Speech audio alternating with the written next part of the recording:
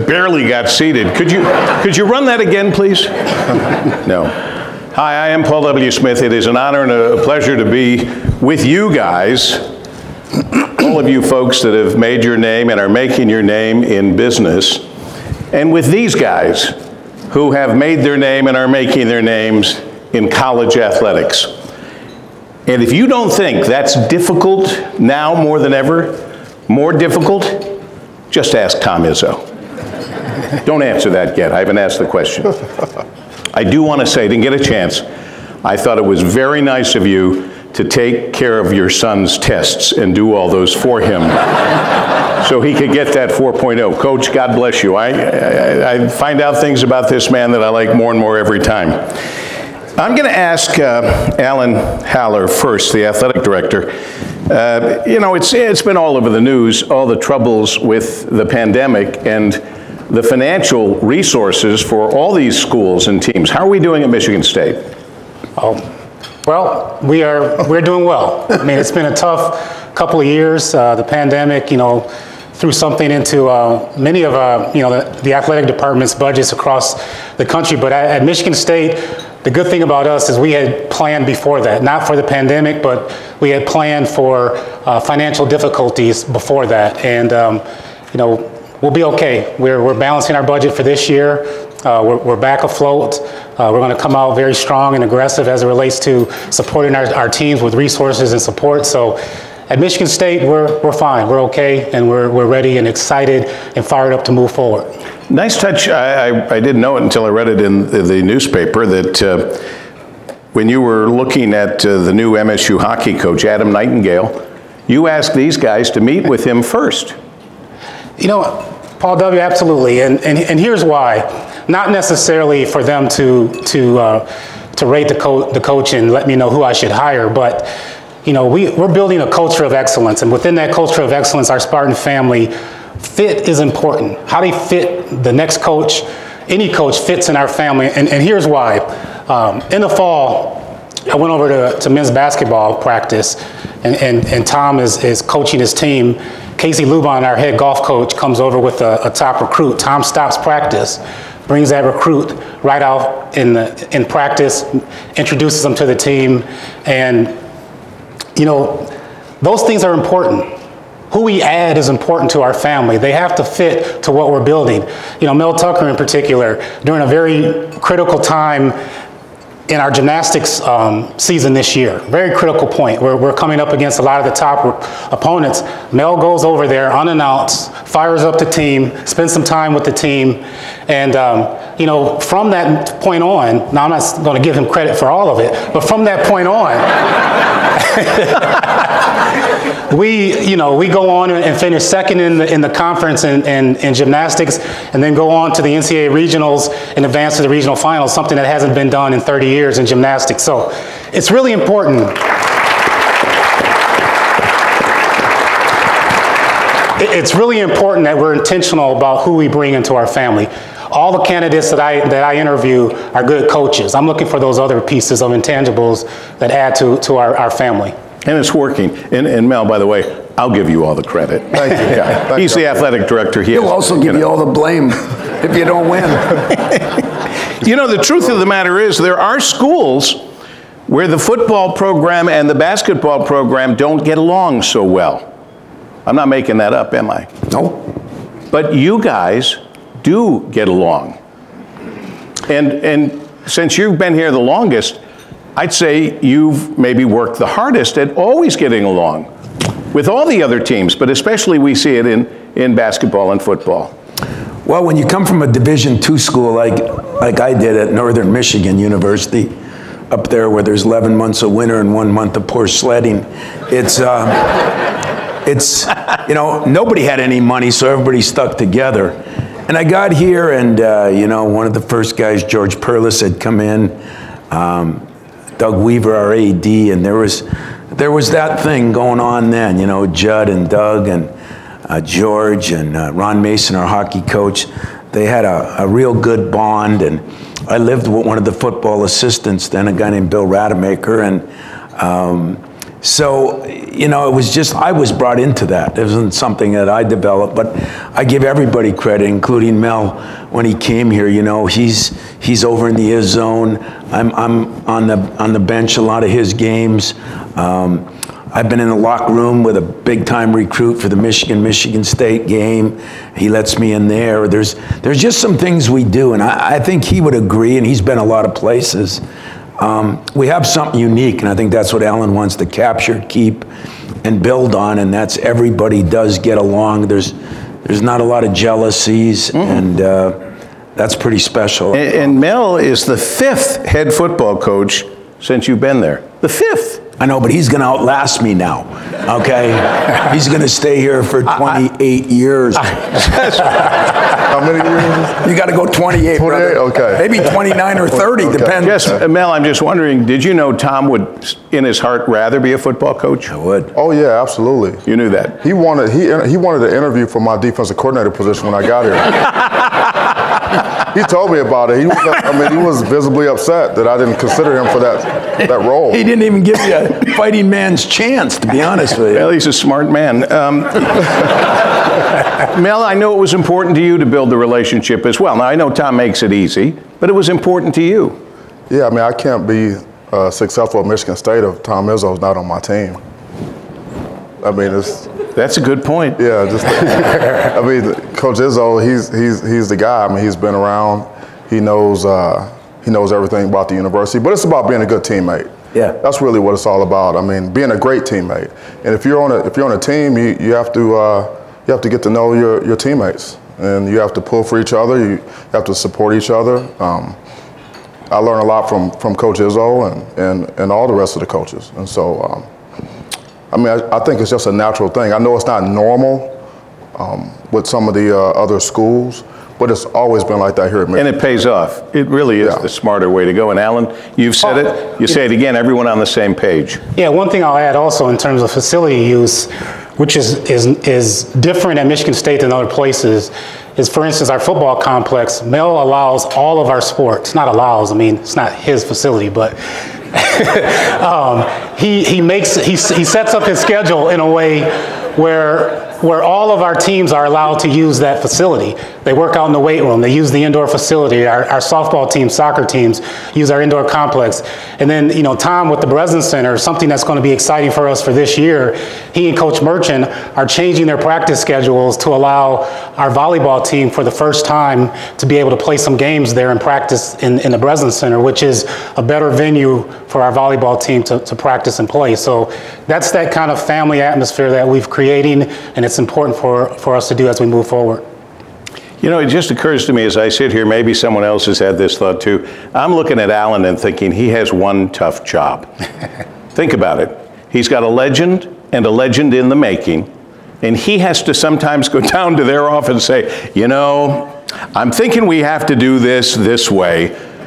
And how do you face these legendary guys and get that done? That's not easy, Alan. I know it isn't. I don't know what you're going to say in front of them, but let's pretend they're not here. Yeah. You know, for me with our head coaches, and not just Tom and Mel, it's time, it's presence. It's being in front of them, being with them, understanding their environment, understanding their needs, and then matching their needs with our resources, and being able to support them in a way that helps them be successful. It's very unique to their environment. And if I don't spend the time, you know, time and treasure are really, really important. How we spend our time and what we say is important. If they don't match up, there's misalignment in terms of where you are going as an organization. So, you know, spending time with them, Mel, for instance, earlier in the year, he wanted a nutritionist on his staff. You know, a nutritionist that helps plan the meals, and you know, I said, no, why do we need this? We've never had one. And so over a course of several meetings, he helped me understand why it was important. Found the money in the budget, found the money in the budget for more food. We go down to Miami this year. Second game of the year? First game? Second game.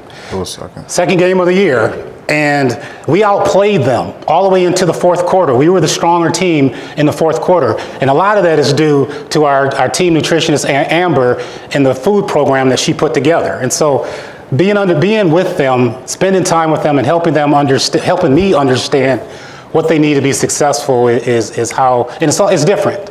Both of these two are different. I spend a lot of time with Tom, and presence is important. I travel with the team, and just making sure that he understands that I understand his why, and I'm present and I'm where my feet are, and that's in his environment. Do more of the teams have nutritionists now that you are a believer? They do. I think, and it is because of the example here. Tom and Susie now have a team nutritionist. We have several team nutritionists that work out at our Jennison facility for our 470 athletes that work out of that facility, and a lot of that was spearheaded by conversations with Coach Tucker. I got to tell you this: that legend stuff, That what stuff? That legend stuff. Oh yeah. Ellen goes and talks to JoJo and Loopy. Those two don't treat us like legends at all. So he's safe. He I'll get Tom. He's taking the garbage out right now. He'll be with you in a minute. Yeah. Vacuuming too. Little vacuum. Well, he has a tendency to bring you down to where you should be and where I know you want to be. Some of your, I don't know, any companies here, I just met some people at a company that has a nutritionist and actually has a doctor on staff for nutrition and good health at their company. Anybody else here? I hadn't heard of that ever before, but there we go. There's a few people that do. It's going to become bigger because we really are what we eat, which is my sorry excuse.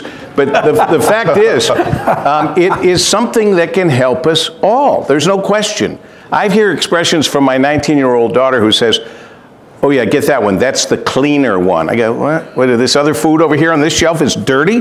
No, this is the clean food, Dad. Just get that. And I do. I pay attention. Vegan. What the hell is that? She's vegan. Anyway, no, I know what vegan is. I know what vegan is. I didn't know what vegan was when I was her age when she first started talking about being vegan. At like 16 or 15 or whatever it was, I went, how do you even know these words? Then we sat down and, my God, there are a lot of words she knows now. Anyway, there are lots of business leaders out here, each trying to win in your own way. And you're spending time, you're spending resources to build your team. So it's what these guys are doing, and this is part of what they do every day. It's just a different venue, but I bet these guys can add some words of wisdom, some words of advice. So for example, Mel, how do you take over a team and create your own identity and success in the short period of time that you did? Yeah, that's a great question. So it starts with the coaching staff and all the support staff. I make sure that I have the right people around me.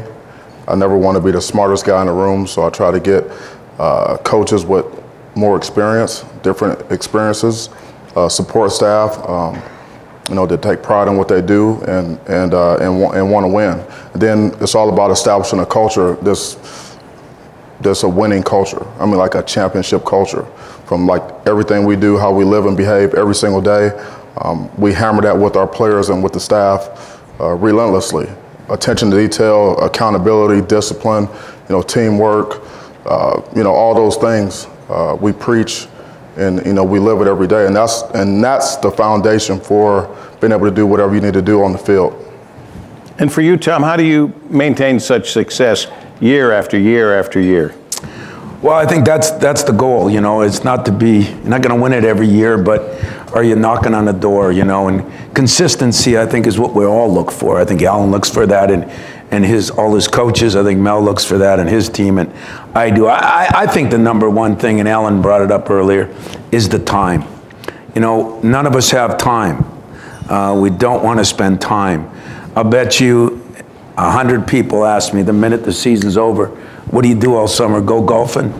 And it's just because people don't know. I'll bet you, we were laughing when I walked in this morning. We were on our way down here. I said something about the phones. Every time you get a phone call, it's like, go put on your Smokey the Bear outfit and put out a fire, And he says, yeah. We were just kind of laughing about it. I think only us know. And all of you that think try to do this. Try to take whatever age you are, in your 20s, 30s, 40s, 50s, 60s, 70s, whatever you are, and remember back to when you were 18 to 22, because your clients are all going to get older as you get older. There'll be some younger.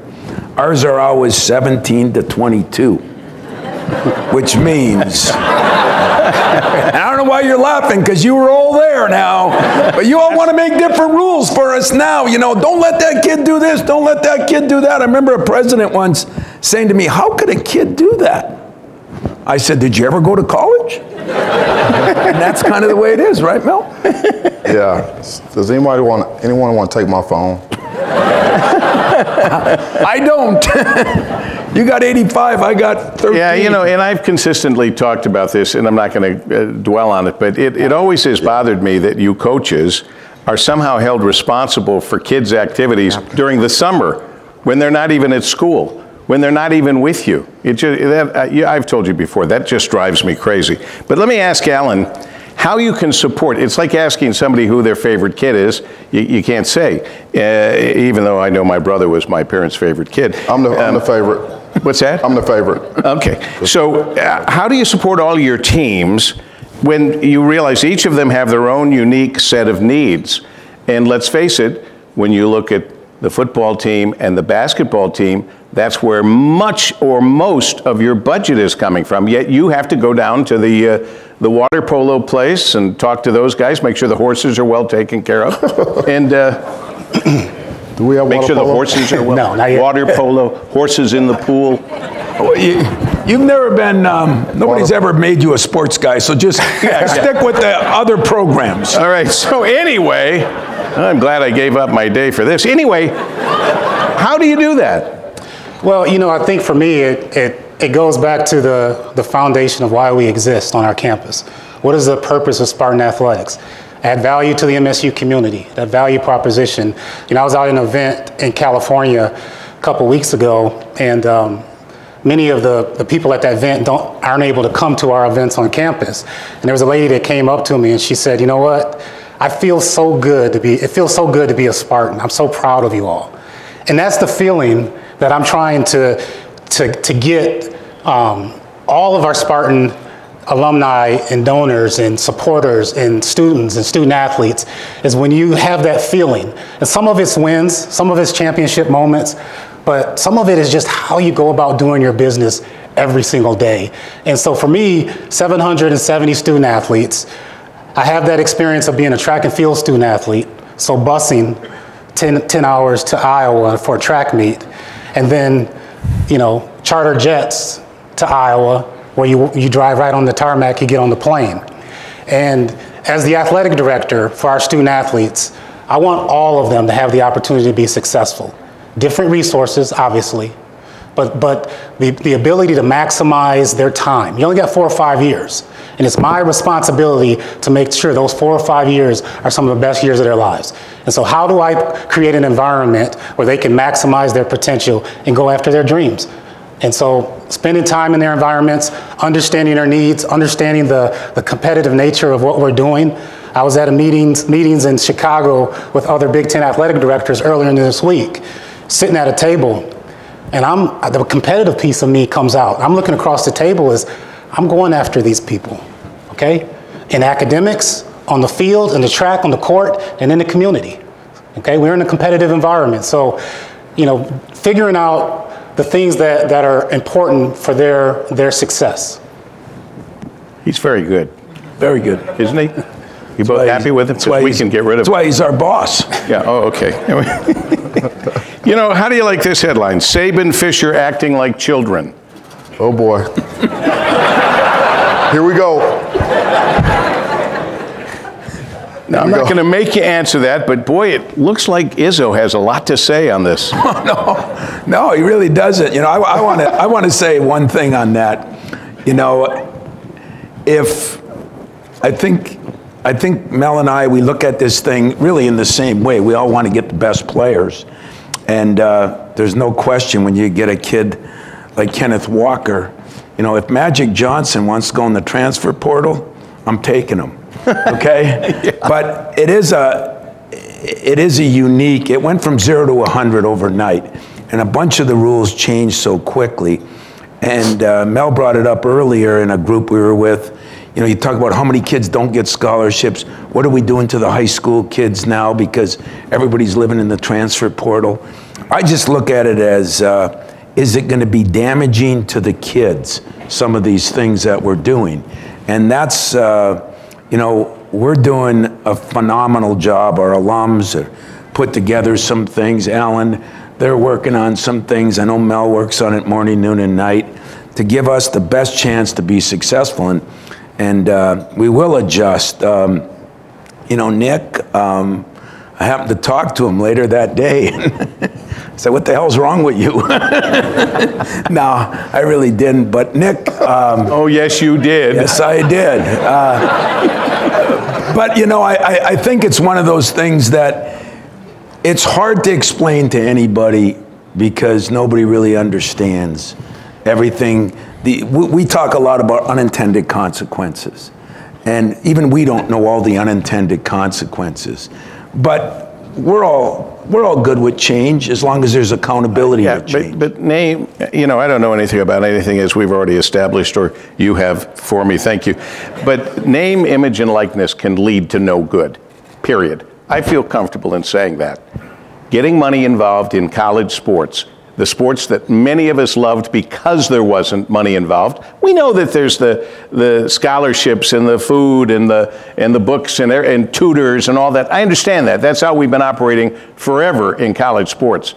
But one of the great things when we'd watch those kids out on the field playing football was they were doing it with their heart and soul, not based on the fact that they were making $23 million, but maybe they were looking toward making $23 million, but that's fine. That made them work harder on the football field. Now you have name, image, and likeness. There's going to be jealousy in your locker room that you've never had before.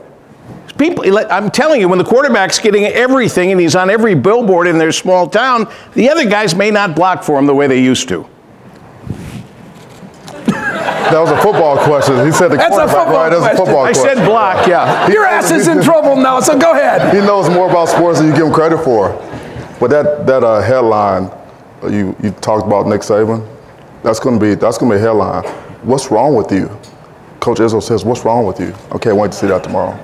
Oh, yeah. Yeah, because I saw Fred, those guys walk in. That's the media, but... No, I'll answer the question. So... I like it. And by the way, in our earlier conversation, I didn't realize that in the transfer portal, that means that somebody who's got a scholarship playing on your team says, I'm entering the transfer portal. So they leave you and their scholarship, they go into the transfer portal, and at the end of the day, they don't get chosen. And there were like 1,500 kids. Some of them don't find a home. That's true. So and they lose everything at that point. Yeah, I mean that's the risk they take when they go in. So here's my approach to this whole thing. So I try to take the judgment out of it. I really do. So I believe in neutral thinking. And neutral thinking is I'm not going to get too high, I'm not going to get too low. It's not right, it's not wrong, it's not good or bad, it just is what it is.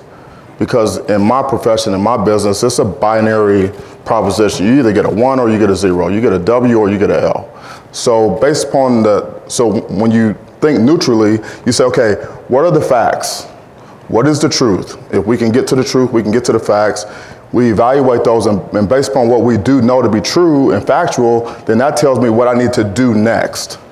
What's the next right step? What's the next behavior? The doing, and a doing is an action. It's a behavior, and those behaviors and actions create outcomes. That's the way I look at it. So I coached in the NFL for 10 straight years, okay? Everyone on the NFL team, they don't make the same amount of money. Or you might have a starting center that's a franchise player that makes, $18 million a year, and he might be playing right next to a left guard who's a undrafted rookie free agent. He's making, $480 league minimum. So it's the same. You still have to create a team. You still have to build a team. You have one guy, the center's, he's wearing Nikes. The guard's wearing Adidas. The next guy's wearing Under Armour. I mean, so that's the NFL. And so I'm not sure any of us wanted to see the college game move more towards looking like professional sports. But if you look at the landscape of college football right now, where is it going and what does it look like? And then what do we need to do? So, I mean, that's the approach I take. And I'll have to start with you, Coach, the senior coach here.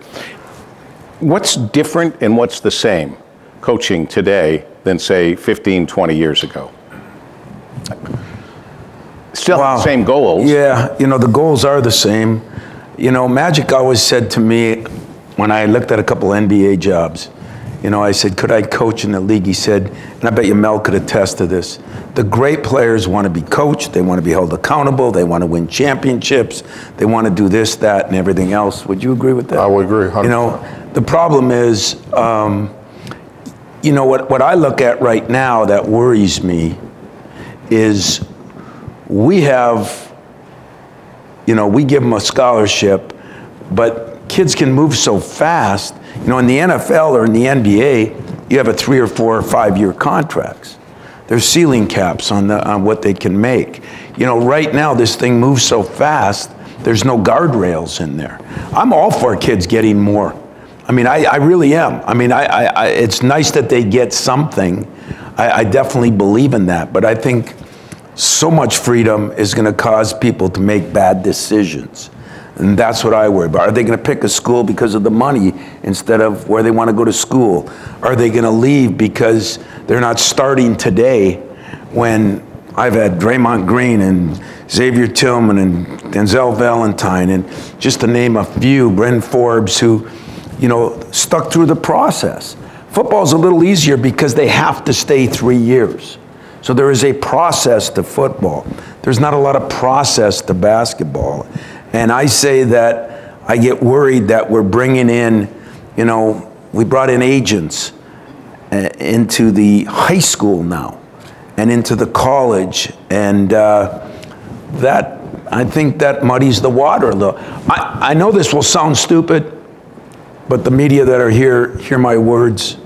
I'm more worried about the kids. We're going to survive. Okay, the university's not crumbling. That thing's been there for 1859 or 54. I don't know. Ben, when did you go to school? Sorry, I'm just kidding, Ben. But the school's been there forever. Ben, I held off from saying that. No, but the school's been there forever. It'll be there when we're all gone. And we're going to survive, you know. I just worry about these 17, 18, 19-year-olds, who they're getting information from, what happens. And I really mean that in the bottom of my heart. It scares me. Maybe it'll end up good. If it does, I'm all for it. It's just that I have some concerns. Yeah, I don't blame you. Mel? Do I have concerns? Sure, I do. But, you know, I don't know how it's going to end up. Yeah. Because it's new. It's here. Like right now, it's changing. Like right now as we speak. There's not a lot of rules, not a lot of guidelines to what we're doing, and so there's not a lot of oversight with the NCAA, and so you know, we're kind of taking it one day at a time. You have to really have to spend more time with the players, yes. even more time than we did before, yep. and the parents, because. You know, if a young man comes into my office, he says he wants to get in the portal. So you know, how would I handle that with my own son, right? So you gotta find out, okay, what's going on? How do your parents feel about it? You know, where are you going to go? Do you have a plan? You know, because at the end of the day, like Tom says, you know, we're going to be okay, but you want to make sure the kids don't make poor decisions based upon misinformation or things like that. And so you have to get like more involved, yep. even more involved. I mean, it's almost beyond parenting. Yes. You have to get with them because you got the agents involved and the parents, you know, and the kids and their teammates and the 7-on-7 coach. And I mean, it just goes on and on. And you know, I've got 120 guys. So, you know, 85 guys on scholarship.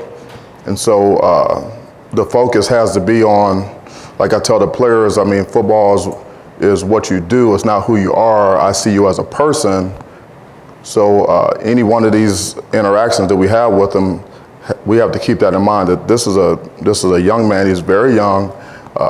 He doesn't have the experience that we have as coaches.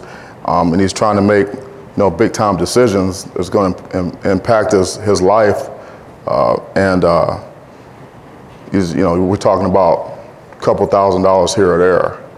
Is really what it comes down to for most of these kids, if that. So it's very difficult, but it's a challenge that we have to take it on, because once these guys sign with us, you know, we promised them that we're going to do everything we can to help them be successful on and off the field, and we promised their parents that. So we got to get it done for them. We got to find a way to help them figure it out. Yeah, I've heard of some of these kids getting upwards of $1 million. Not many, but some have. And I'm still trying to get used to what you just said. One of you just said, high school kids have agents now. Yep, that's right. That's just wrong. I'm sorry. I'm a talk show host. I'm an opinion caster, not a newscaster. A kid in the hands of an agent is a kid in the hands of a guy who is only trying to make money for himself or herself based on what that kid does. And it's got nothing to do with what might be good for the kids. It might not even have anything to do with what's best, but it's the sure deal where he knows he's or she's going to get money as the agent. I know, because I've had agents.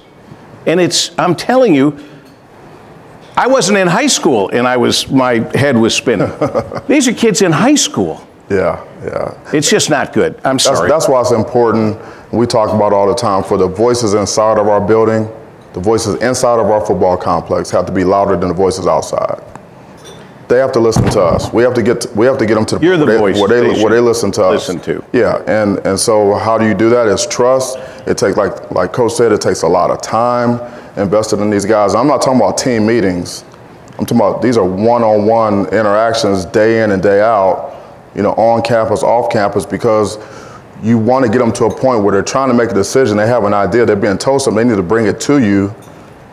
They need to bring it to us so we can help them. We can help talk them through it, because we don't want anything from them other than for them to be the best that they can be. Right. We're not trying to. We're not agents. Right. You don't make more money based on how they do. Alan, real quick. I was just going to mention the NIL piece. You know, both coaches talked about, but you know, what's different now than back in the day is a lot of these student athletes are under a lot of anxiety, mental health concerns and challenges. So for me, as the athletic director, I've got to match our resources and support in those areas to make sure all the things that they're dealing with that are new to this collective change in college athletics, that the student athlete emotional health and well-being are okay. And we're adding to our programs and making sure that they have the resources to handle those types of tough situations. Yep. Sorry, Ben was reminding me to give it to him when we're done here, and we only have a minute. And doggone it, there's more that I wanted to ask. First of all, you two are both a treat to watch on the sidelines, if you will. You get intense. So the last question is, and it's got to be a quick answer, how do you balance being demanding and maintaining relationships with your student athletes? Like Coach said, the best players want to get coached. They want to get coached hard. And you disappoint the players when you don't coach them hard, when you don't challenge them, when you don't push them. There's a time and a place for everything. So we do, I do get after it, from time to time, in practice and in games. But, the rest of the time when I'm like this, I'm just chilled. I sat next to him during lunch. That's what the coach says. Let me tell you a story that I'll tell you it all about. Close us out here. Y'all remember when, Gabe made a mistake in a big game on the NCAA tournament against UCLA, and he started going off on his teammate. I grabbed his shirt, and half the people made a big deal about it. So that spring, Mel was having practice. I said, Gabe, that's me and you go over to football practice. I'll show you the way it really is. So I go walking through the doors. Mr. Calm and Congenial had just thrown 2 guys out of practice, and he was going crazy. And I brought Gabe right out on the field with him, right there, standing there, so he could hear that Italian language that they use in practices sometimes. And Gabe's eyes just started growing. Gabe thought I was a hell of a guy before the day was over. So everything I get, I bring him to practice so Mel can kind of, ease my pain a little bit. Hey, it's all about love and discipline. Love and discipline. Love and discipline. Athletic Director Alan Haller, Coach Mel Tucker, Coach Tom Izzo. Let's thank them for being here with us today. They are not done, and Ben is going to ask some questions that some of you have had out in the audience. Right, Ben? Hey, not surprising. I'm not lacking for quality and quantity of questions. But have to, won't get to near a small percentage. Alan, what are your thoughts on the conference realignments? Any changes in the near term for the Big Ten? There will be. We're working through them. You know, last week I was in 2 days of meetings in Chicago. I guess the best way for me to answer that question, I talked about having a seat at the table. Michigan State has a seat at the table during this national college, you know, realignment landscape changes because of our history, academic performance, competition performance, and then what we do in the community. So while we have that seat at the table, it's important for me as the athletic director to make sure we stay at that table.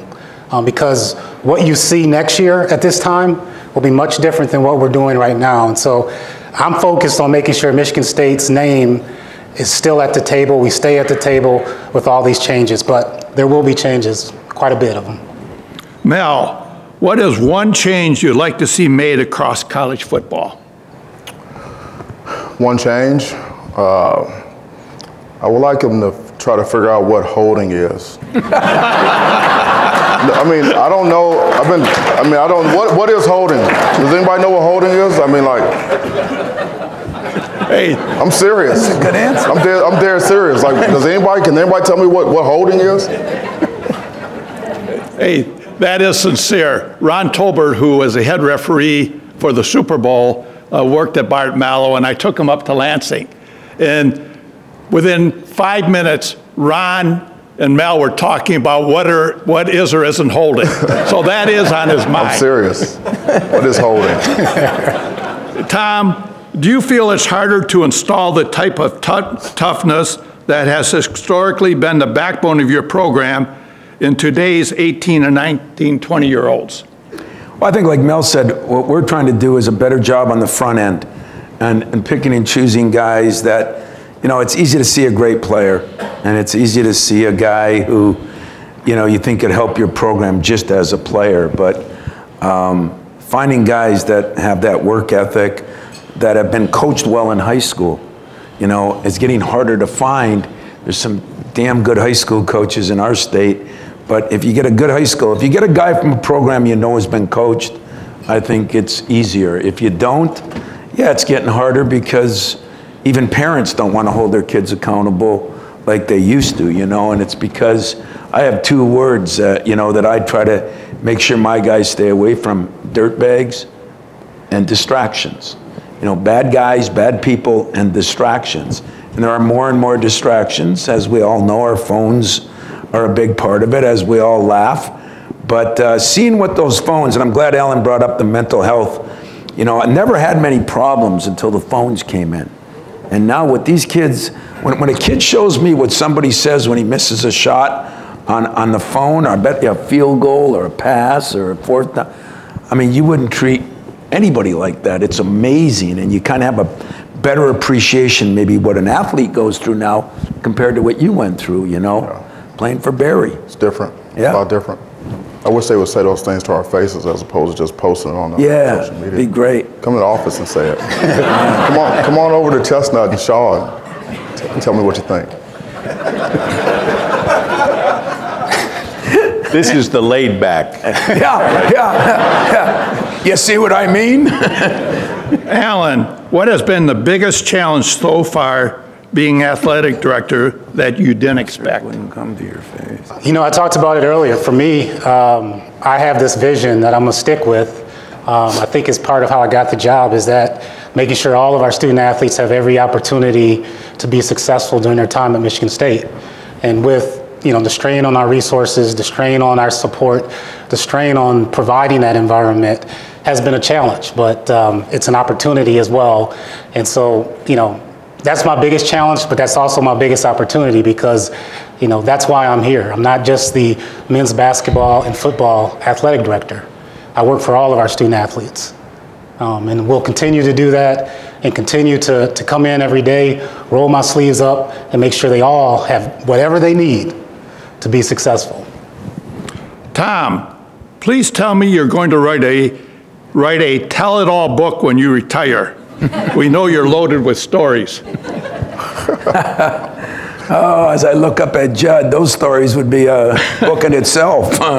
You know, I think I've been fired more times than all of you combined here, my 12 years with Judd. But, you know, never ever, I've had a lot of people approach me about a book, and just not one of those things I've ever wanted to do, probably ever will do. I'll just keep those things to myself. We find out what happens when you expose those things. So I don't want to do that, but I'm going to hang tight. I got some, maybe if I win another one, maybe I'll write one then. Hey, I'll bet you Loopy has veto power on that. I'd hate to see her book. Mel, hey, there's more things happening with football buildings in the country.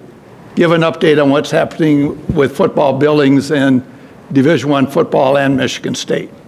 Yeah, so Michigan State, we have an expansion and renovation project underway right now, and Alan is leading the charge with that. We've raised quite a bit of money. We have still a ways to go, but you know, it's an arms race with facilities in the country, and it's not all about facilities, but facilities show an organization's commitment to excellence, as you know, in the businesses that you guys are involved in. And so when we're recruiting these players from all across the country, we're competing for their services.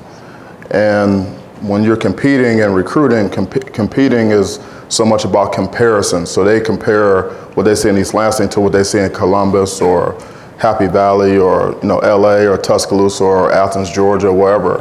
And so we have to have the facilities that won't eliminate us from a conversation, eliminate us from the running with really good players.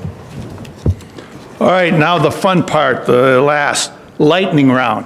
You only have 10 seconds to answer the questions, and each one of you answer the questions.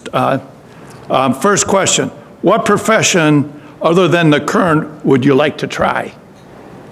Airplane pilot. Basketball coach. Hey, you know what?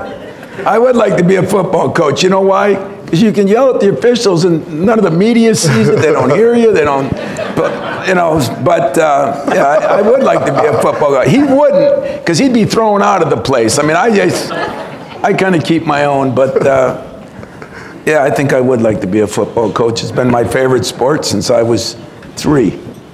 Your first car? Cavalier. BMW 325i gold package with the BBS rims. Whoa! Damn. I was working, man. I paid for it. I was working. But he got that last week. Hey, That's my first car. You had a good right? contract. You got your first car. Thank you. we didn't even have pictures of a car like that in the UP. But I had a Monte Carlo was my first car. Ooh. All right, something on your bucket list. I knocked it off this year. I went to the Masters. Oh. Yep. National championship as a head football coach.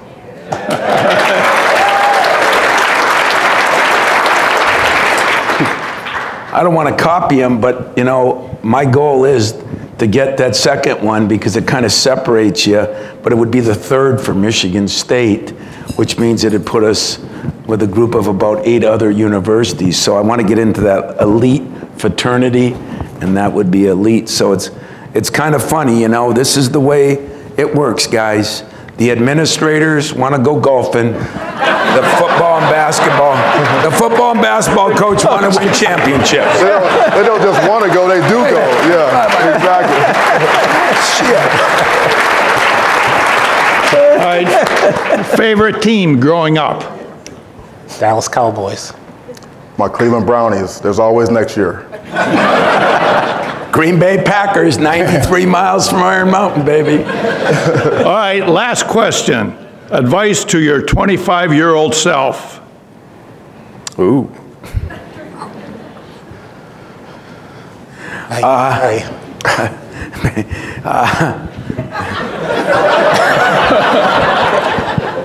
Grew up to be Matt Ishbia. Yeah. Stick with business major. Oh, wait, Mel. Ellen, what do you think's coming here? Huh?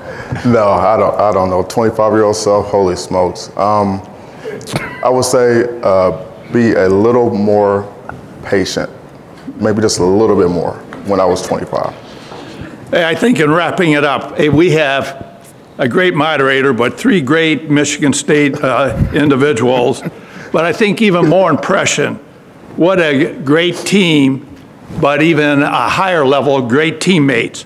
And I say this knowing these individuals, a Michigan State not only will be successful, but will be proud and will more than persevere being a leader in a very changing collegiate athletic world. So we're blessed to have the 3 of them. Appreciate your time today and get those national championships.